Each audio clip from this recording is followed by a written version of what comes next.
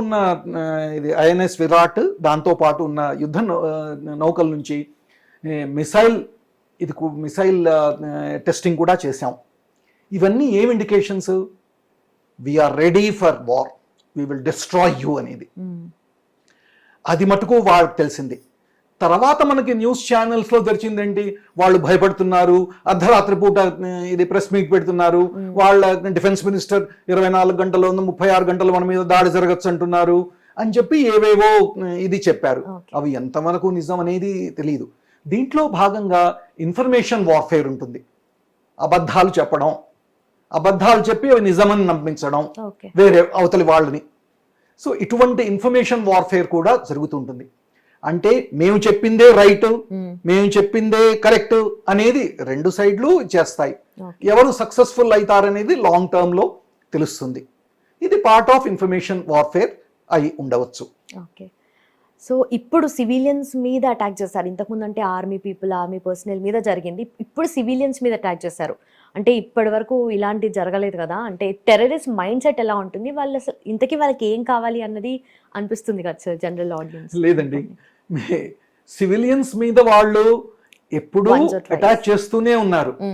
ఛత్తీక్ సింగ్ పురా కానివ్వండి, ఎప్పటి నుంచి అయితే ఈ జమ్మూ కాశ్మీర్లో ట్రబుల్ మొదలైందో, ఈ ట్రబుల్కి కారణం Pakistan army, Pakistan ISI, Pakistan train చేస్తున్న ఈ ఎల్ఈటి, లష్కరే తైబా, జైషే మొహమ్మద్ లాంటి ఇది ఉగ్రవాద ఇది సంస్థలు. వాళ్ళు మాటికి పేరు మార్చుకుంటారు, వాళ్ళని బ్యాన్ చేస్తూ ఉంటాము, వాళ్ళు వేరే పేరు తెచ్చుకొని చేస్తారు. వాళ్ళు అక్కడ ట్రైనింగ్ కొంతమందికి ఇస్తారు, లోకల్ పాపులేషన్ అక్కడికి తీసుకెళ్లి వాళ్ళని ఇండాక్ట్రినేట్ చేస్తారు, వాళ్ళని రాడికలైజ్ చేస్తారు. వాళ్ళు మీరు చచ్చిపోతే మీరు స్వర్గానికి వెళ్తారు అని చెప్పి చెప్తారు. మీరు వాళ్ళకి ఆ చిన్న పిల్లల్ని వాళ్ళని ట్రైన్ చేసి చెప్పేది ఏమిటి, మీరు చచ్చిపోతే అల్లా దగ్గరికి వెళ్తారని చెప్తారు. అటువంటప్పుడు వాళ్ళు మైండ్లో ఏం చేస్తున్నారో కూడా వాళ్ళకి తెలియనట్టి పరిస్థితి. వాళ్ళు భారతీయ సైన్యం మీద దాడి ఎప్పుడు చేసినా కూడా దెబ్బతిన్నారు, సివిలియన్స్ మీద కూడా దెబ్బ కొట్టారు. మొన్నటికి మొన్న 50 మంది ప్రయాణికులు పయనిస్తున్న ఒక బస్లో రియాసీలో వాళ్ళు దాన్ని అంబుష్ చేసి ఇండిస్క్రిమినేట్ ఫైరింగ్ చేశారు. దాంట్లో 9 మంది చనిపోయారు. ఆ తెలివైన డ్రైవరు వీళ్ళ నుంచి తప్పించుకోవడానికి దాన్ని ఫాస్ట్గా తీసుకెళ్ళవడం వలన అది లోయలో పడిపోయింది. దానివల్ల ప్రాణాలు మిగిలాయి, కానీ కొంతమందికి గాయాలు తగిలాయి. లేకపోతే పహల్గాం లాంటిదే అప్పుడు జూన్లో అయి ఉండొచ్చు. తర్వాత అక్టోబర్లో 7 మంది సివిలియన్స్ని, వర్కర్స్ ఎవరైతే పహల్గాం ఇటు మన జగ్మోర్ టనల్ గందర్బల్లో పనిచేస్తున్నారో వాళ్ళని నిర్మానుష్యంగా హతం చేశారు. ఇట్లా వాళ్ళు కొంతమంది ప్లేసెస్లో ఇది సెలవు మీద ఉన్న సోల్జర్స్ని, ఇన్ఫార్మర్స్ అనే వాళ్ళ లోకల్ పాపులేషన్ని చంపుతూ వచ్చారు. కాబట్టి వాళ్ళకి సోల్జర్స్ ఇది చేయాలనేది లేదు, సివిలియన్స్ని చాలా మందిని చంపుతూ వస్తున్నారు. వాళ్ళకి హృదయం అనేది లేదు, వాళ్ళు టోటల్లీ ఇండాక్ట్రినేటెడ్ పీపుల్. వాళ్ళకి సహాయం చేస్తున్నది పాకిస్తాన్. ఇప్పుడు మనకు ఇంతకుముందు పుల్వామా జరిగినప్పుడు కూడా చాలా మంది చనిపోయారు కదా సార్. అప్పుడు మీ ఆలోచనలు ఎలా ఉన్నాయి అప్పుడు ఆ పాయింట్ ఆఫ్ టైం? అప్పుడు కూడా 40 మందిని చచ్చిపోయారండి. అది వాళ్ళు ఒక ట్రక్లో ఎక్స్ప్లోజివ్స్ అన్ని వేసి ఒక కార్ అది ఎస్యూవీలో అది తీసుకెళ్ళి ఒక బస్కి కొట్టేశారు. అక్కడ పేలుడు సంభవించింది. ఆ చుట్టుపక్కల ఉన్న ఏ బస్సుల్లో ఉన్న ప్రయాణిస్తున్న వాళ్ళు మొత్తం అటు చుట్టుపక్కల ఉన్న వాళ్ళు చనిపోయారు. అది ఒక పెద్ద కాన్వాయ్. మామూలుగా మన మూమెంట్, సోల్జర్స్ మూమెంట్ కానివ్వండి, సిఆర్పిఎఫ్ మూమెంట్ కానివ్వండి, జమ్మూ ఇది మన శ్రీనగర్ ఎయిర్పోర్ట్ నుంచి వాళ్ళ స్థావరాలకి వెళ్ళడానికి కాన్వాయ్లో వెళ్ళాలి.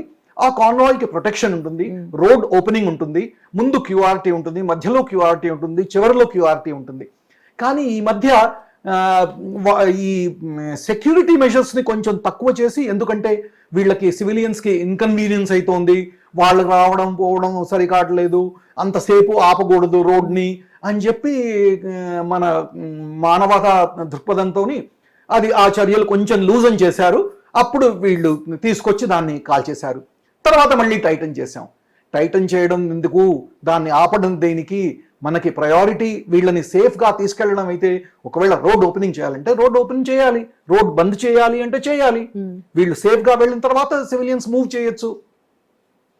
అదే అండి, ఎప్పుడు కూడా లోకల్ సపోర్ట్ జమ్మూ కాశ్మీర్లో ఈ టెర్రరిస్ట్కి ఉందనే నా అభిప్రాయం.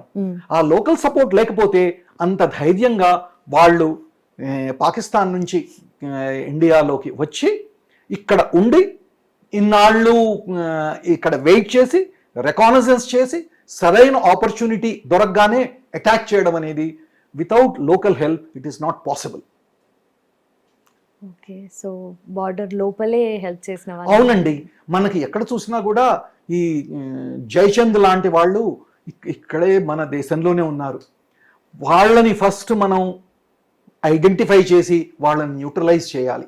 ఓకే, మన దేశం కోసం నేషన్ ఫస్ట్ అంటాం ఆర్మీ వాళ్ళం. అందరం కూడా అనాలి నేషన్ ఫస్ట్. అది ఇది ఆ జాతి ఇది మతము అది కాదు. భారతదేశంలో పుట్టాము, భారతదేశం మన దేశం, దీనికోసం ప్రాణాలు కూడా అర్పిస్తాం. అది మన ముఖ్యంగా ఉండాలి. అదే బహుశా ఇజ్రాయెల్ వాళ్ళకి మనకి ఉన్న కొంచెం తేడా. ఓకే, ఎందుకంటే మనం ఒకటి అంటే వీళ్ళు ఇటువంటి పరిస్థితుల్లో అందరూ కలుపుకట్టుగా కలిసి ఒకే వాయిస్తోని మాట్లాడాలి. దాంట్లో మధ్యలో వేరే అది కరెక్టా, బాలాకోట్ అయిందా, దానికి ప్రూఫ్ ఉందా, సర్జికల్ స్ట్రైక్స్ అయ్యాయా, ఎక్కడ నాకు ప్రూఫ్ చూపించు అని చెప్పి అలాంటి క్వశ్చన్స్ వేస్తే మన డిఫెన్స్ ఫోర్సెస్ మొరాల్ని దాన్ని క్వశ్చన్ చేసిన వాళ్ళ యాక్షన్స్ని క్వశ్చన్ చేసిన వాళ్ళు అవుతారు, వాళ్ళ మొరాల్ తగ్గుతుంది. అటువంటి చర్యలకి పాల్పడకూడదు మనం యాజ్ సిటిజన్స్. ఓకే, సో మీరు 38 ఇయర్స్గా సర్వ్ చేస్తున్నారు కదా సార్. అవునండి. ఏ పాయింట్ ఆఫ్ టైంలో అనిపించింది మీకు అసలు, అంటే ఇలాంటివి జరుగుతున్నాయి కదా, ఇన్ని సంఘటనలు చూస్తుంటారు మీరు, సో ఏది మిమ్మల్ని చాలా బాధ పెట్టింది ఇప్పటి వరకు? ఇది డైరెక్ట్గా నేను ఎఫెక్ట్ అయింది నార్త్ ఈస్ట్లో ఉల్ఫా ఉగ్రవాదులు చర్యల్లో భాగంగా ఐ వాజ్ డిప్లాయిడ్.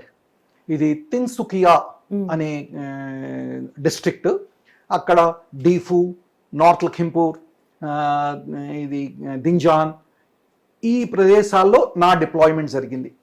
అప్పుడు మనం బయటికి వెళ్తూ ఉంటే ప్రొటెక్షన్తోని వెళ్తాం, అయినా కూడా అక్కడి లోకల్స్ ఉంటారు కదా విలేజర్స్, వాళ్ళ హెల్ప్తోని వాళ్ళు సడన్గా వచ్చేసేసి ఐఈడి బ్లాస్ట్లు పెట్టేసేవాళ్ళు, ఫైరింగ్ చేసేవాళ్ళు. నేను కూడా నా వెహికల్లో కూర్చొని ఆటోమేటిక్ వెపన్తోనే వెళ్తుండేవాడిని. ఇది గ్రెనేడ్స్ కూడా వెంట పెట్టుకొని ఉండేవాడిని.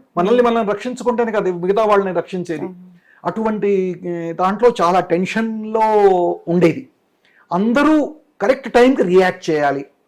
ఇంటెలిజెన్స్ గ్యాదరింగ్ ఆపరేషన్స్లో సడన్గా ఎవరన్నా అవతలి వాళ్ళకి చెప్పేస్తే ఉల్ఫా ఉగ్రవాదులకి వాళ్ళు వీళ్ళని చంపేసేవాళ్ళు.